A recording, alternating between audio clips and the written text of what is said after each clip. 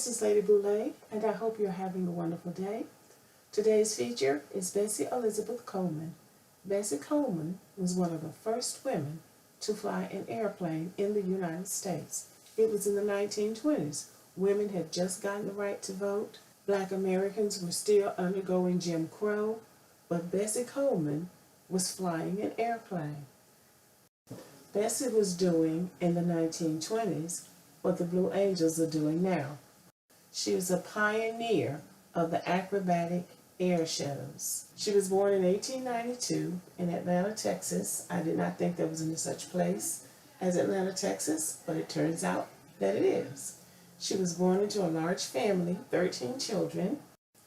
She went to a church school in a nearby town, and Bessie even went to Langston University for a year, but she wasn't able to stay because of financial reasons. She had two brothers living in Chicago, so she went to live with her brothers in Chicago.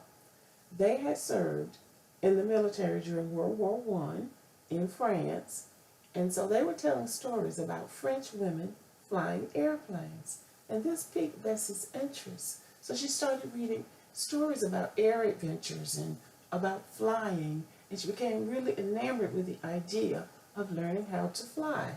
Now, in 1919, in the United States, there was nobody that was going to teach a black woman how to fly an airplane. This was an area that Bessie was determined to overcome.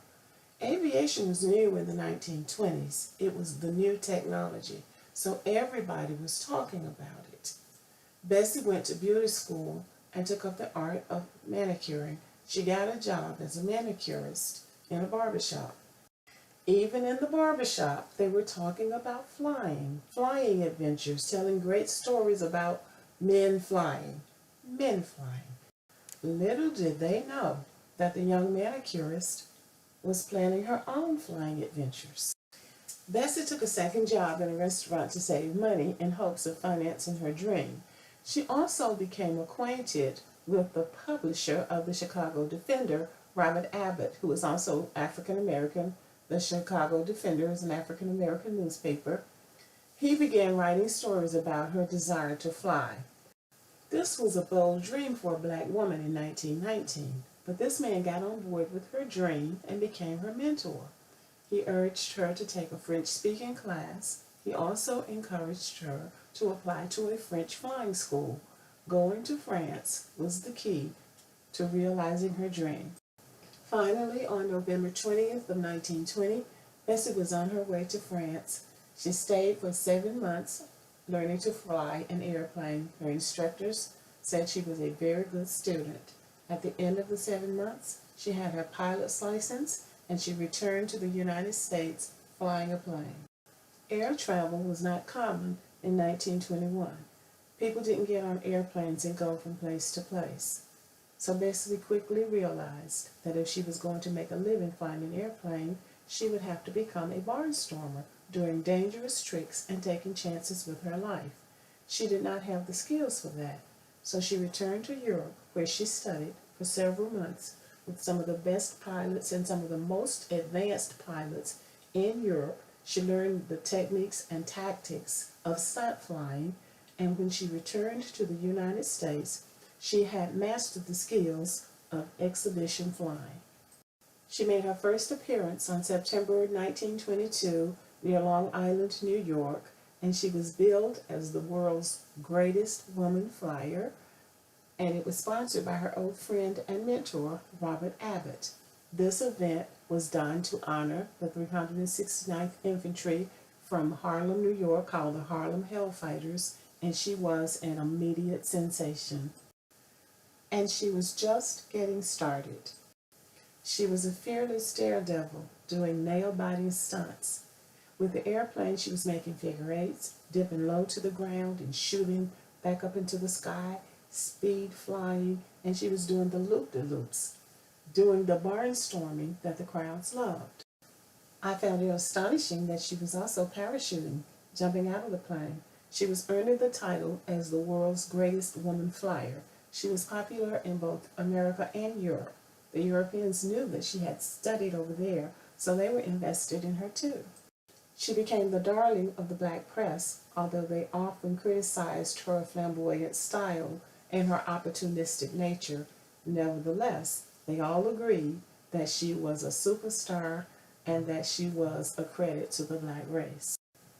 To be sure, racism was alive and well in the 1920s. Segregation was the order of the day. But Bessie put her foot down on one thing. She insisted that when they came to her air shows, blacks and whites had to come through the same gate. They couldn't have a colored and white gate. In today's society, that sounds like a very small thing to ask.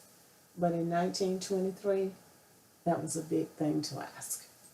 Bessie had high hopes for what she wanted to accomplish. She wanted to do something to really uplift the black race. She wanted to open a school so black girls would learn how to fly. She wanted to do many things to advance the society. She was very conscious about how she had been treated as a black woman, and she really wanted to improve things for black people.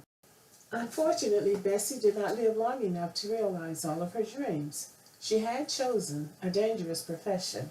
In 1923, she'd been involved in a plane crash. She'd been seriously injured, but she recovered. She bought her own airplane, which was one of her dreams. The plane was not new, and it was not in good condition. She flew the plane from Dallas, Texas to Jacksonville, Florida. She and her mechanic were flying together and had to stop to service the plane several times. Upon learning this, her family had asked her not to fly the plane and not to do the show the next day.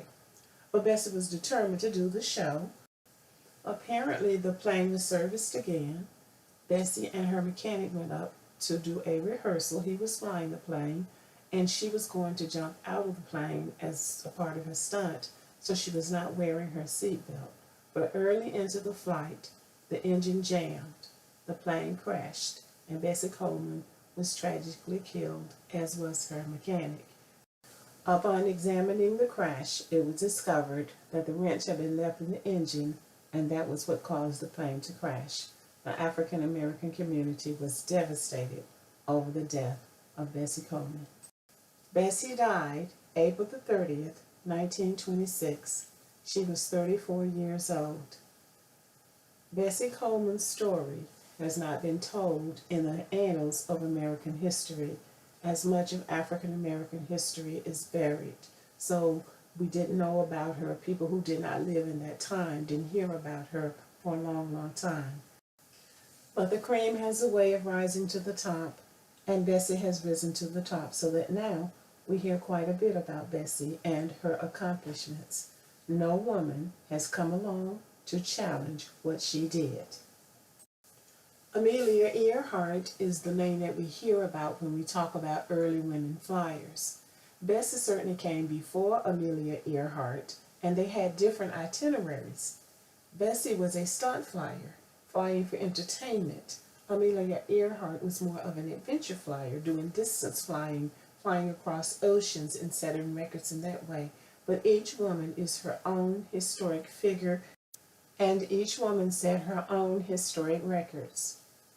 We cannot overlook the fact that racism played a part in Bessie's accomplishments being buried for so long, but she's being recognized now. Dr. Mae Jemison, the first African American woman astronaut, carried a picture of Bessie Coleman with her on her first out-of-space flight. Bessie has been inducted into the National Women's Hall of Fame, the National Aviation Hall of Fame, the International Hall of Fame at the San Diego Air and Space Museum. She placed number 14 on Flying Magazine's 51 Heroes of Aviation. She's been a cartoon character on a television show called Dr. McStuffins. She appears everywhere. There's a doll named after her. In every African American museum, Bessie is featured. Schools, streets, airports, air streets, libraries, any number of institutions are named after her. She is being honored, and is not a moment too soon. Just a touch of irony. Although Bessie had to go to Europe to get the training to become a pilot, Once she returned to the United States with her extraordinary skills, she was quickly accepted. Flying shows sought after her. She had no trouble getting work. She was popular with both black and white people. Bessie Coleman added flair, spice, and substance to the African American experience and culture. She's a credit to her race and to her country. And I say, thank you, Bessie. Rest in peace.